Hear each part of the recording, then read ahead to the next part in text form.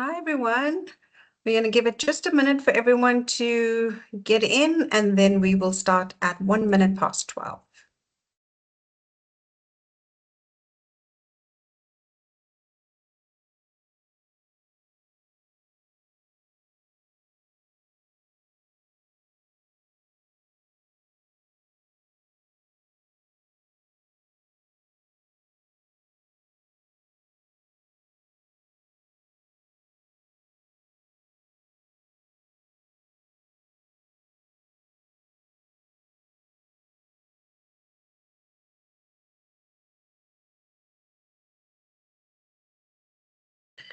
Okay, let's get going. Hi, everyone, and welcome to our May session of Webinar Wednesday. I'm Sigeshni, Head of Marketing, and it's always great to see all of you joining us each month. So whether you're here with a good hot cup of coffee, it's quite chilly in Joburg, or a nice tea, or just a curious mind ready to dive in, we really thank you for making this time with us. A quick heads up before we get started. Today's session is being recorded, so you'll be able to watch it back or share it with your team afterward. We will also upload to our website and YouTube channel for on-demand viewing. And as always, we've got the Q&A feature turned on, so feel free to pop your questions in as we go along, and we'll make sure to get to them, or as many of them, by the end of the session. But before we get into today's topic, we're going to launch a quick poll. It really helps us get a feel of where you're all at and what you're hoping to get out of the session. So it's going to pop up onto the screen. Please take a moment to respond.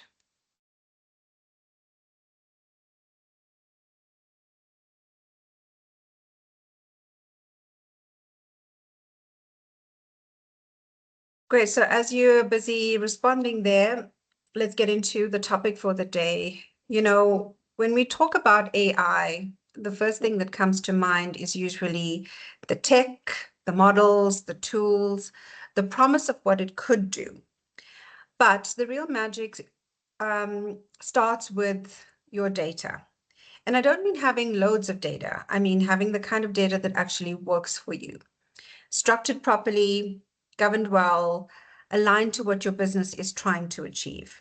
Because without that, even the smartest AI can only go that far. And that's what today's session is all about. We're going to unpack what it really means to have AI-ready data. We'll look at how governance builds trust and how to set up your data foundations in a way that actually scales. So whether you're in IT, strategy, analytics, or you're just trying to figure out where to even begin, today's session is designed to give you clarity, to give you confidence, and a bit of a reality check too. We're going to keep it simple and useful. And with that said, we've got two fantastic speakers joining us today. Yuvir is a data engineer at Mint, focused on getting data into shape, structured, clean, and ready for action. And Peter is our head of data. He helps businesses build smart, scalable platforms that turn data into real results. And with that, I'm going to hand over to you, Yuvir. Thank you very much, Sigeshni. Appreciate the introductions. All right, yeah, before I jump in, I'd just like to say a big thank you to everyone for taking the time out of busy schedules to join us this afternoon. Yeah, we all know how crazy it can get, so truly appreciate you attending the session. Okay, so just going to go through a brief agenda of what we'll be covering this afternoon as the session progresses. Starting at the top, we are going to have a look at the focus on business value, get an understanding as to why business value identification is a key driver for data strategy. Keep that in mind as some of the next slides come up. We'll also be looking at data and AI, understanding what AI tools we have available to us. We'll be unpacking Mint's data strategy framework and the current strategy and approach that we follow. We'll be having a look at some of the data governance and technologies that we can use as enablers for AI. So understanding what the Microsoft products are that enable us to bring everything together. And then, yeah, I believe we always have some time for Q&A at the end. Okay, with that, I'm going to kick off. So first up, we have a stat by MIT Sloan Management Review. It states that 87% of organizations believe that AI will give them a competitive edge, right? So the question that we need to ask ourselves is, where do we need to aim in order to have that competitive edge? And we can safely say, if you had a look at point one of the previous slide, that we need to focus on business value, right? So understanding business value is critical to a successful data strategy. It ensures that data efforts are purposeful, that they are aligned and impactful. So without tying data initiatives to a business value, even the most technically sound strategies can become quite an expensive exercise rather than being a driver of any business outcomes. Okay, so with business value really being at the focus, we have here some of the top ranked key business value areas for AI. So just having a look at from the left hand side, uh, one of the first ones we look at are decision support and augmentation. So these are AI systems that assist with human decision making by providing insights, predictions, and recommendations. It is quite similar, though not identical, to decision automation, which is full automation. So this is on the top right. So these are systems that automate decision making without any human intervention. So decision support, apologies for the tongue tying, um, does have an element of human intervention. Some use cases there are for financial forecasting, supply chain optimization, as well as customer segmentation. And then you've got the other side that does not have any human intervention, which is the decision automation. And these are things like fraud detection, having automated loan approvals, or developing some models that output dynamic pricing.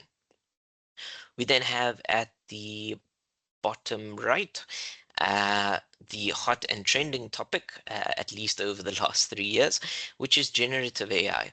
So these are types of models that generate new content, things like text, images, or even pieces of code for developers. And use cases here are for marketing content creation, some product design, or personalized customer interaction. So I'm sure most of us on the call are not unfamiliar with the chatbots um, that have been making their way around. We keep moving. So based on the previous slide, we can see that uh, businesses are increasingly adopting AI to drive business value within organizations. Of course, there is a very obvious trend of generative AI, which had very little adoption 3 years ago, and now companies are having in excess of 70% adoption with generative AI. Um, but this is not really to focus on that. This is to show that all AI are steadily growing.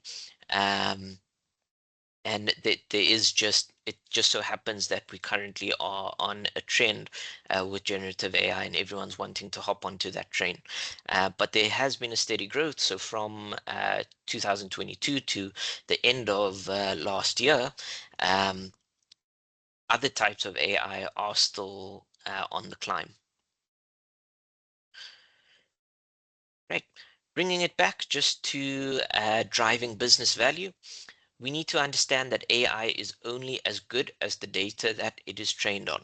Right. So 70%, 72% of leaders agree that data problems are most likely the factor to jeopardize artificial intelligence and machine learning goals. We need to drive high business value to ensure that we get, sorry, we need uh, we need high business value to drive the inputs that are needed for AI. Right. So with that said, there are some challenges when it does come to creating value from data. Some of the challenges that we have identified are siloed systems and poor data quality within those systems. We find that there are costly integrations and ongoing maintenance of those integrations to move data closer to AI services. We find that there's a lag in adoption from business intelligence units. We also have challenges with data governance and security risks, and then also technical platforms needing advanced skills. So just not having the right people to implement against AI strategies. But fear not, it's not all doom and gloom, although I might make it be sounding as though it is. Just recapping, we have identified where we are aiming when embarking on data strategy within this age of AI, and the main aim and focus should always be on the business value. Right. So we shift focus now into the how. Um, so how do we aim to hit that target of driving business value? And the answer to that is that we aim through the definition of a data strategy. So we need to focus on the data that drives AI first and not jump into solution mode. So I know that I'm guilty of this as a technical implementer. Um, we often find that we move directly into developing a solution to answer challenges. But what we need to do is just take a step back and focus on the data that is going to be driving AI. So we will be delving into each one of these points into a little bit more detail, but just at a high level, what we have here in front of us is the data strategy that we currently implement here at Mint. So to go through the points, we're starting right at the bottom, which is listening. So within this tag, we gain a full understanding of business objectives, as well as the strategic vision from the key business stakeholders. The next step then is to assess the current landscape. So this speaks toward the people, process, and tools that are currently being used within the landscape, and getting an understanding of what data is currently being used and what governance strategies are currently in implementation around those data sets. And then we have the third tag, which is apply. And this really is the meat of your data strategy. It's the creation of the strategy itself. And part of that strategy needs to encompass data governance, data management, which speaks to some of the platforms that you'll be using during your strategy rollout, and also analytics. This speaks to the reporting and the insights um, that you'll be planning toward. Once we have an understanding of each of these three areas, we're able to plan out and groom a backlog with some priority initiatives that, of course, fall in line with the business value objectives. When we have the groomed backlog, we can then begin executing.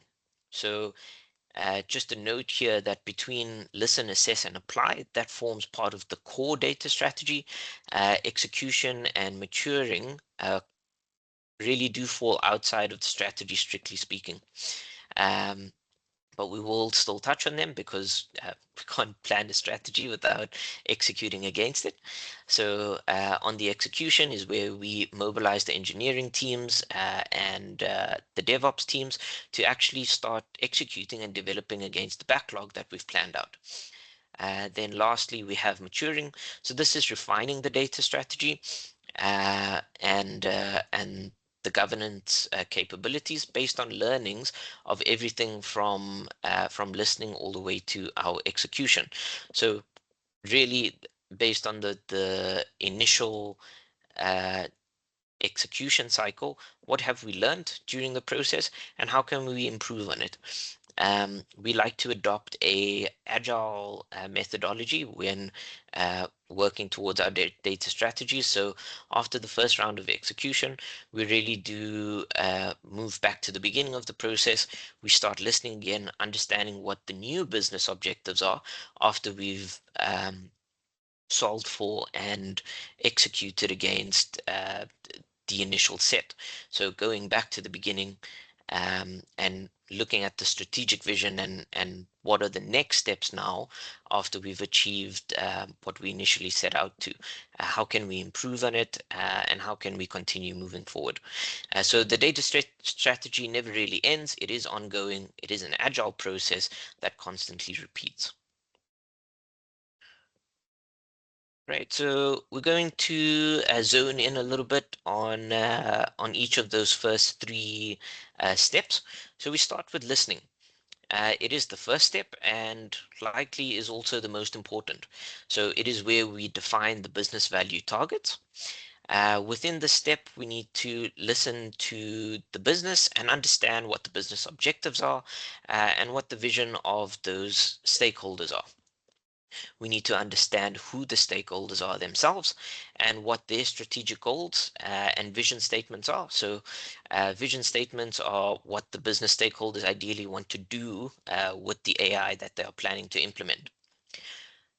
We also need to have an understanding of the current day challenges and what mitigation solutions or options we have available to us to overcome those challenges. Um, then we need to look at the roadmap that has been described by the stakeholders, and likely because we're focusing on AI, your data strategy is going to be planned towards AI, and you're wanting your roadmap to reflect more of the modern world with AI as part of your organization, right? So all in all, within this listen step, we need to be able to derive from the key business stakeholders the unsolicited state of affairs within the organization, and this all then speaks back to understanding the business value, which we know is where we need to aim for when working on our data strategy. So that is the first point. We now move on to the assess, which is the second tab within our strategy. Um, so yeah, at this point, we might ask ourselves, what exactly are we assessing?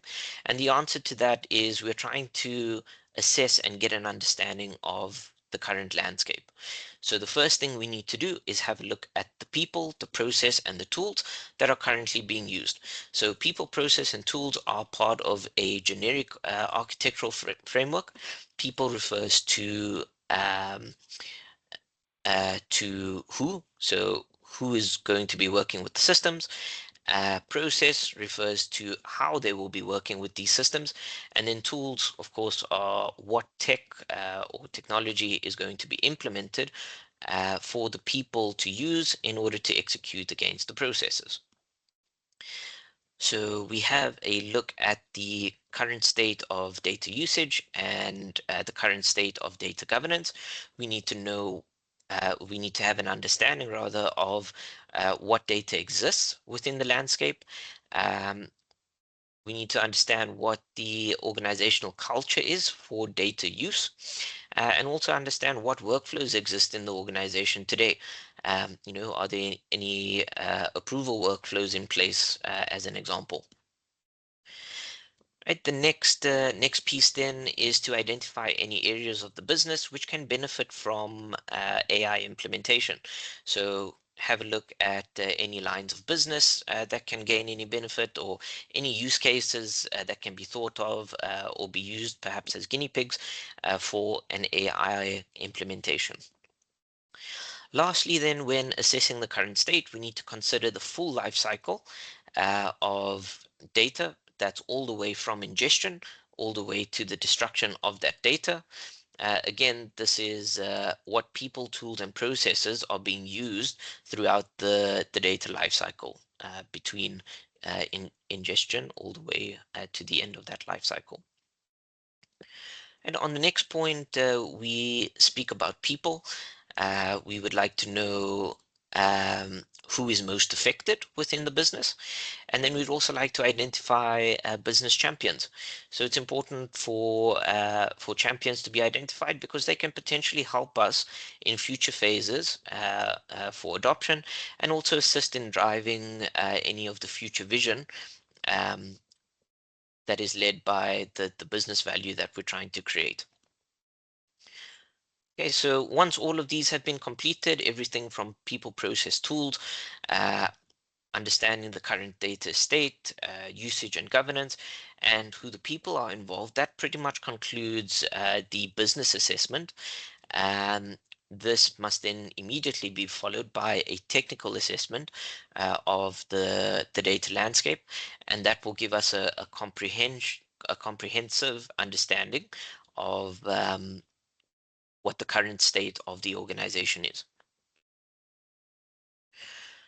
Right, the next step in the data strategy is apply. So this really is the real meat of the strategy. Um, First, we have a focus on data governance. So this is defining your data governance strategy.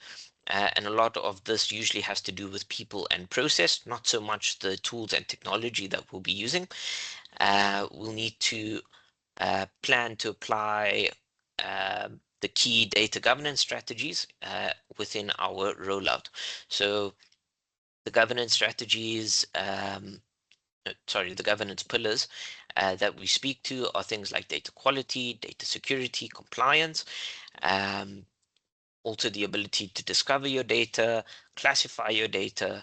These are all highly recommended data governance principles that should be followed and form a part of your data strategy when it comes to an AI rollout. Right, we also need to consider where and how we're going to be managing our master data sets. So we can have a replication of data, but it's important to keep a keen eye on where the master data is, and that forms part of the data governance strategy. Right, next we have the data management strategy, and this speaks to what are you going to use for the management of your data platform? So are we speaking about things like data warehouses? Are we using data lakes, perhaps lake houses? And a way to really reach a decision in your strategy is to consider the skills of the people who are going to be implementing. As an example, if we have a team of data engineers who are more comfortable with SQL, then likely we're going to lean towards a data warehouse that is driven by things like stored procedures. Uh, on the other hand, if we have a team of data engineers who are more comfortable with Python, then we might look at implementation more with the use of things like lake houses and Python notebooks. Right, the next point is on data analytics. So what is our strategy for analytics? Again, what sort of tools are we using? Uh, most commonly, we use Power BI for analytics and insights, but that may be not enough power for advanced analytics. So when we look at advanced analytics, are we bringing in AI services to assist? Um, Within the analytics strategy, we also need to highlight whether we are applying best practices regarding our analytical models. So are we following best practices like star schema or snowflake modeling when building analytical models that AI will attach itself to?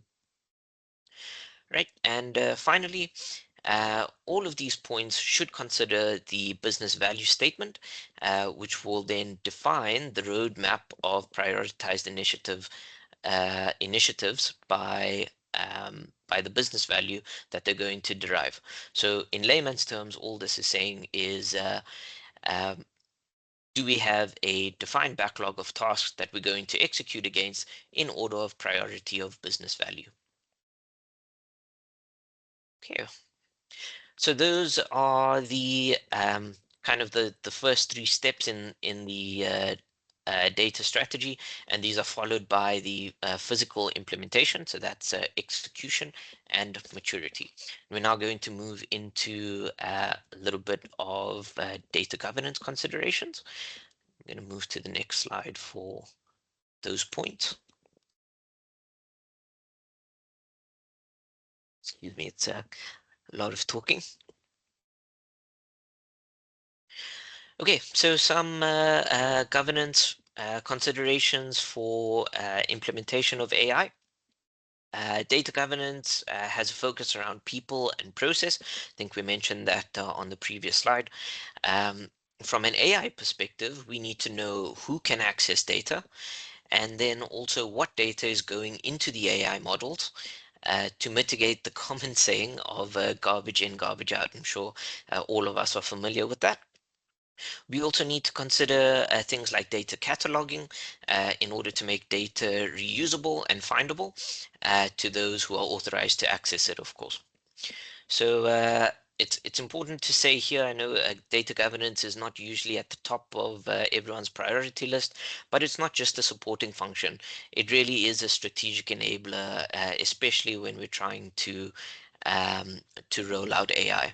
So by ensuring that we adhere to some of the key data governance principles, making sure that data is trusted, accessible, secure, compliant, and all of those good data governance kind of buzzwords, if you will. Um, we ensure that we have a well-governed estate, and that really lays the groundwork for AI initiatives to succeed, and that too at a larger scale. So without strong data governance, we can't really expect AI to deliver on its promises. Okay, so we have some data governance frameworks which can be followed um, when planning out the strategy. The three that we mention here are centralized framework, a decentralized framework, and then also a federated framework. So generally for smaller organizations or businesses, we focus more on a centralized framework, but the go-to definitely is federated. It does work better with larger organizations. What the federated data governance framework entails is a hybrid model, of course, between centralized and decentralized. It combines the centralized oversight with the decentralized execution, and it brings them together into a single framework.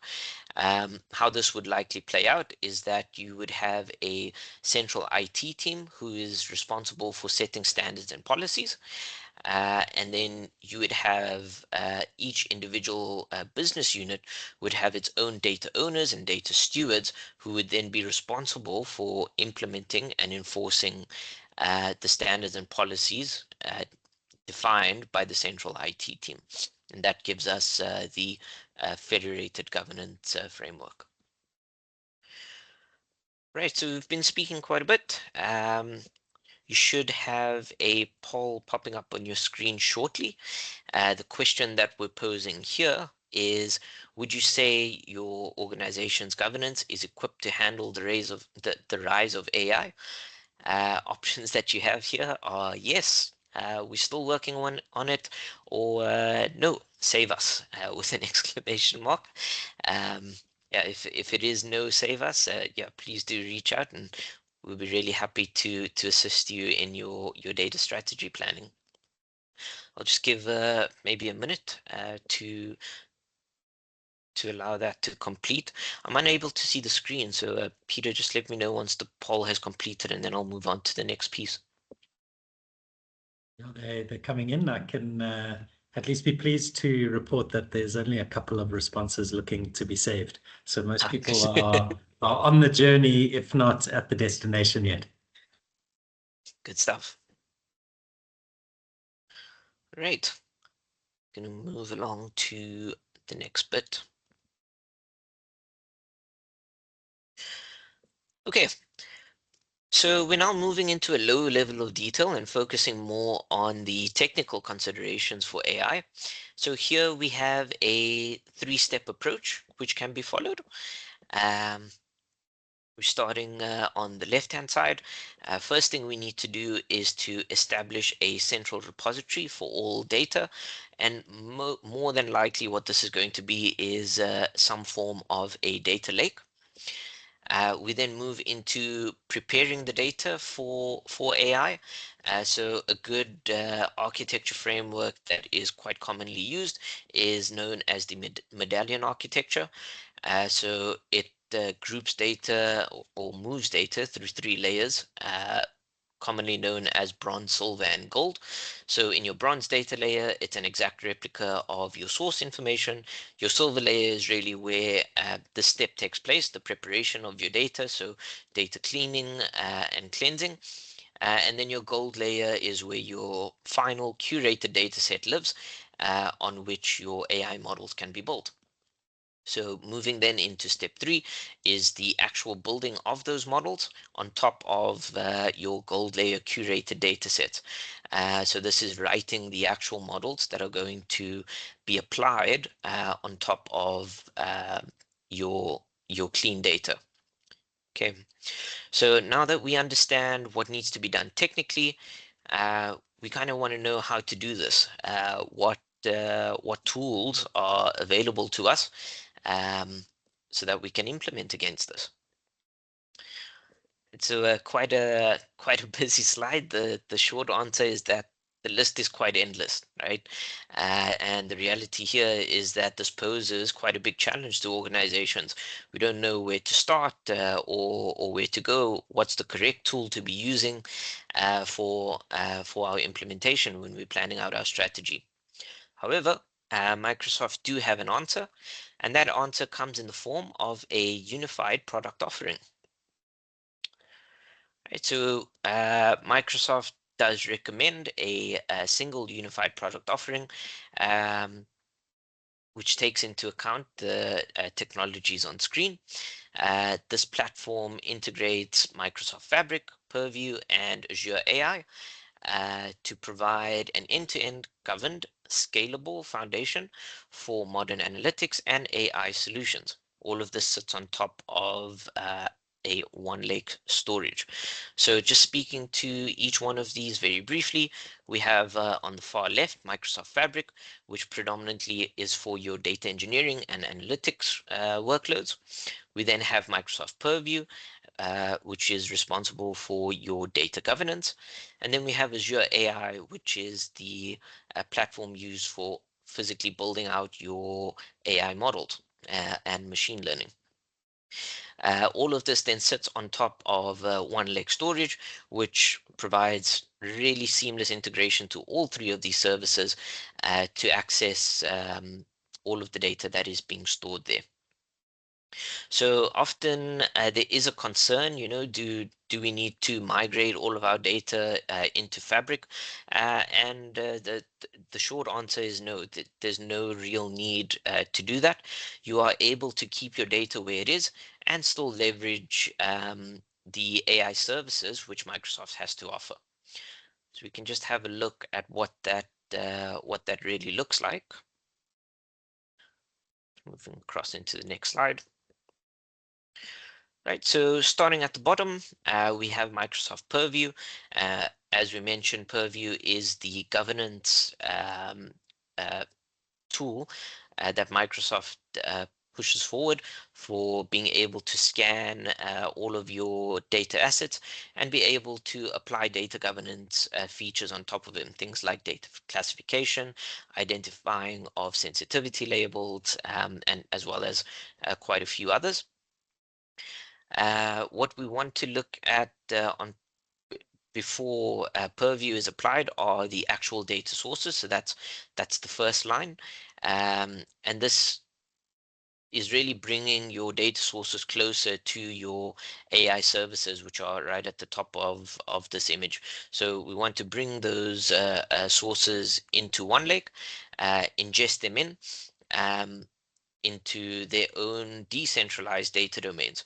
So OneLake will separate each of your data sources into their own buckets, so we can still maintain good, high quality data governance by segregation of data, limiting access to people who can only see what they need to see, and all of the other governance principles can be applied when we decentralize our data domains. The next step on top of OneLake, now that we've got access to the data, is to apply Microsoft Fabric, which speaks mostly to the data engineering.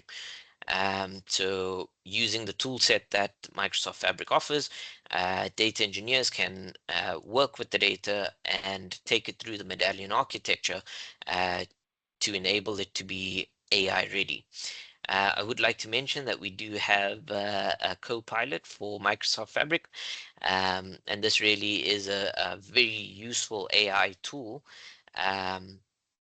that allows data engineers the ability to quickly, perform things like data quality checks and also assist in the development and progression of that data from bronze into gold.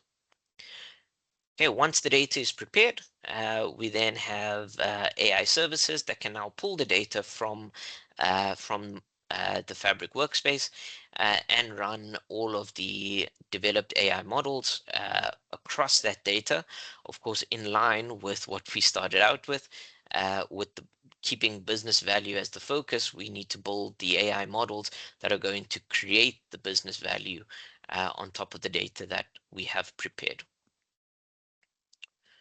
Okay, so we are reaching conclusion of the presentation before we move more into Q&A, and it is I do appreciate that it's quite a bit of information to take in. We do have one more poll that should be hitting the screen shortly, and this is really just a question from us to you. Would you like us to share this particular data strategy overview with you? The options you have are yes, please, you'll keep us in mind, or not yet. Maybe you're not quite ready for a data strategy rollout, and that's okay. You can maybe just keep the strategy and framework that we've shared during this presentation top of mind so that you know where to come to when you are ready. Peter, again, just because I can't see the polls, just let me know before I move on to the concluding slides. Just waiting for it to refresh on my side, Olivia. Can't see the results just yet. Let's maybe give it another minute or so. Sure. Just going to take a sip while I can.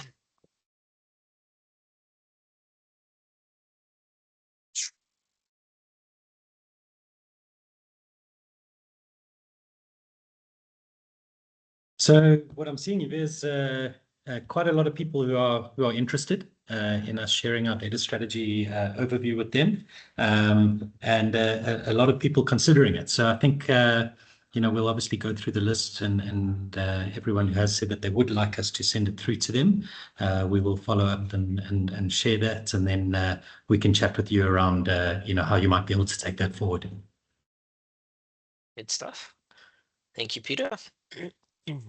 It's good, yeah, good to hear that we do have some interest. And I think I started off by saying not everyone considers data strategy, as something of importance. But in the age of AI, definitely it's something to be considered. No, most definitely. You need to know, not only the direction you're heading, but what your definition of success is. So you have to have a strategy in place. Otherwise, you're going to potentially spend a lot of time and effort and money on AI solutions that don't actually move your business forward. So yeah, no, it's crucial to have a plan. But obviously, like you said earlier, those plans aren't set in stone. It's a continuous process. And as the business evolves, as the market and industries evolve, then that strategy needs to be updated as well to align with the business strategy. Yeah, and that's all part of that agile flow. So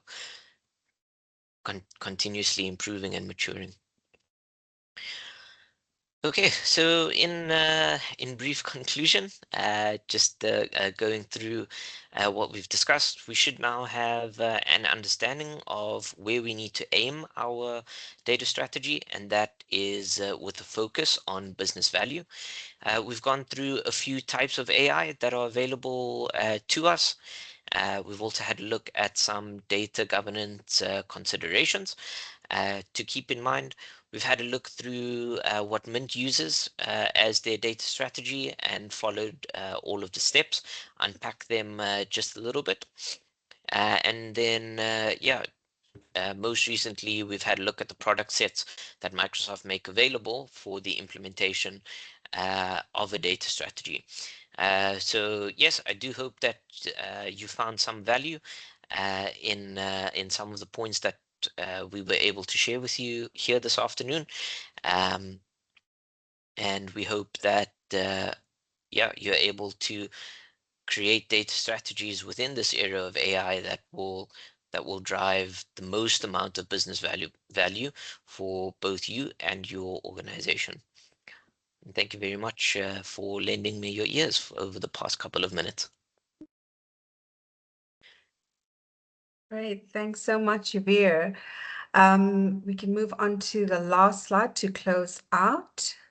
Sure. Oh, Sorry, I think we've got a Sue, question. yeah, I was just Oh, no, about to it was, ask because I wasn't able to see the box. I saw a hand there briefly from Nkosinati. I think it was a high five. I see. Nice. Yeah, I Thank don't you, think there's any Kosinati. questions, but I think, Lucy, if you can just confirm, I don't think we have any other questions. No, I haven't seen anything pop up. Okay, great. Well, the team's here. If there's anything you need, you can just pop it in the chat.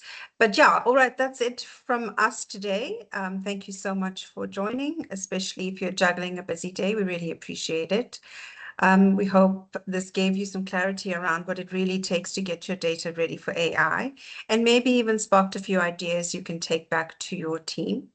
If you've still got questions, as we said, or if anything we covered today felt a little close to home, please do reach out. This is what we do every day at Mint, and we're always happy to chat. Next month, we've got something really special lined up. Our CEO, Carl du Toit, will be in conversation with Microsoft. They'll be looking back at our past financial year and sharing some of the exciting developments coming up as we head into the new one starting in July. It's going to be a really great session with some real behind the scenes insights. So we've put the link in the chat so you can save your seat for that webinar. And and that's us closing out. Until then, take care and have a great rest of the day. Thank you so much, all. Thank you, everyone. Thanks, everyone.